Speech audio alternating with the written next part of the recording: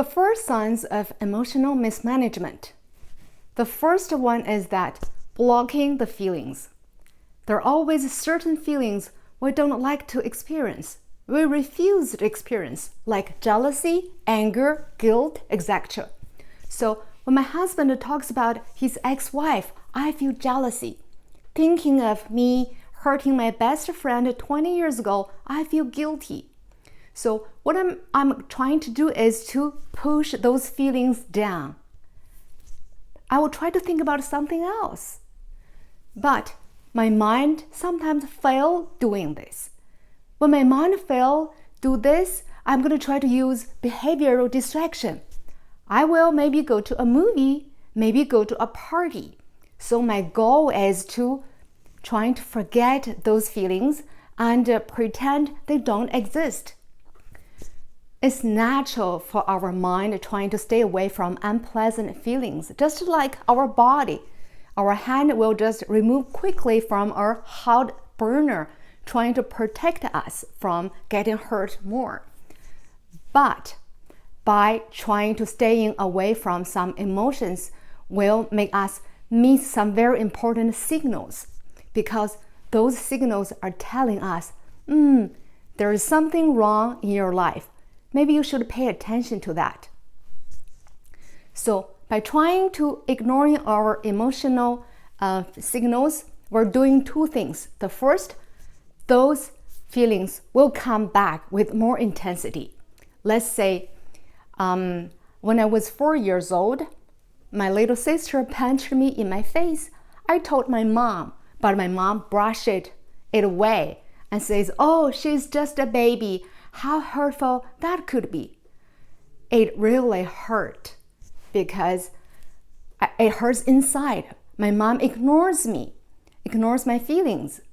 I still could recall that feeling with very strong intensity, actually even stronger.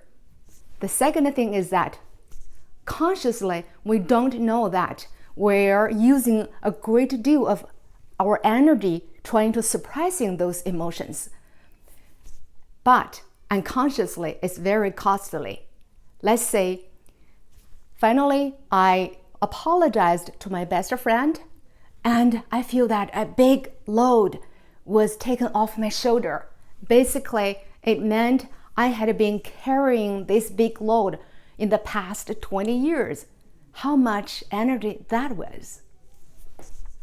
The second thing, how we mismanage our emotion, is we judge our feelings. I have a good friend. She was doing very well, made a fortune 3 years ago, but I heard she went bankrupt. I feel happy secretly. Oh my, how awful that is. It's morally wrong. It's unbearable. I start judging my feeling. By judging my feeling, I'm doing two things. First, I intensify my feeling. The second, I add guilt and shame on it. So first, I attempt to block those unwanted feelings. When they emerge, I try to judge them as bad and terrible feelings. And then they will return with more intensity, or they will return with distorted feelings. So this is how we do with our feelings in an irrational way. Actually, for our feelings, we cannot control how we feel. It's all in our mind. For example, if I don't approve of sex before marriage, I will feel guilty if I had sex before marriage. Otherwise, I would feel happy. So how we feel depends on our values, or how do we think in our mind. The third way how we mismanage our emotion is we judge ourselves. Oh, those are terrible feelings. When I feel them, I must be terrible myself. Or I must have done something wrong to deserve it. Or I lack courage and strength. Had I been stronger, I wouldn't have felt this way. Or only people with emotional problem will feel this way. since I feel this way, I must have a problem. I must be inferior. Actually, since I feel this way, it proves that I am an inferior person. The fourth is that we mandate our emotions. We believe that we should feel a certain way in certain situations. For example, we should feel sad when our family members die. We must not feel excited in front of a big crowd because that will make us feel immature. We must feel happy when we are promoted. But if I don't feel this way, I'm going to force myself to feel specific emotional states.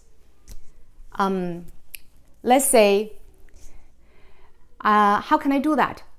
I'm going to use affirmation. I'm feeling joyful. I'm feeling better and better every day. But those affirmations can only provide powerful, effective in short term. Those affirmations, actually, they're tools of suppression. By avoiding my authentic emotions, I'm basically trying to stay away from real issues going on in my life. For example, when I feel sad because my dog died. So the proper way of dealing with this is that I can either cry or talk to a friend I trust. When I feel angry, that's because I believe I am treated unfairly. I believe.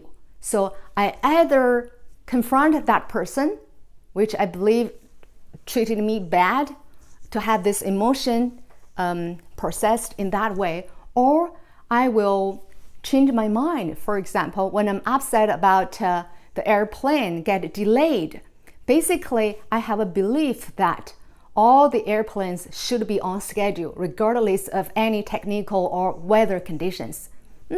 Maybe it's not practical, it's not real.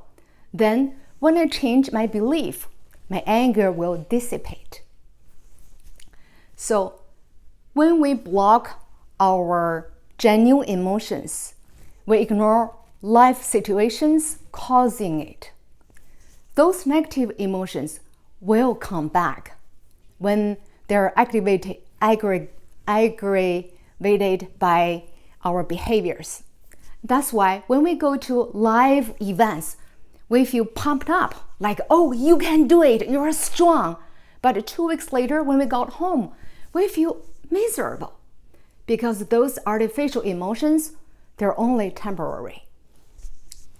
So, though our emotions are beyond our control, but how to deal with our emotions is within our control. Basically, we can learn ways how to deal with them.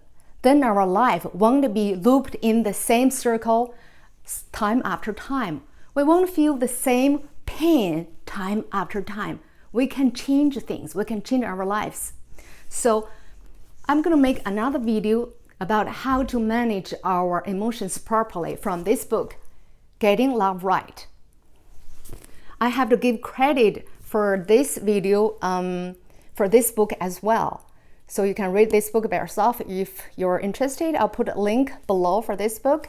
And also for people who want to learn Mandarin, you can go to my Mandarin channel by click the link above. And thank you very much for your time. I'll see you next time. Thank you. Bye-bye.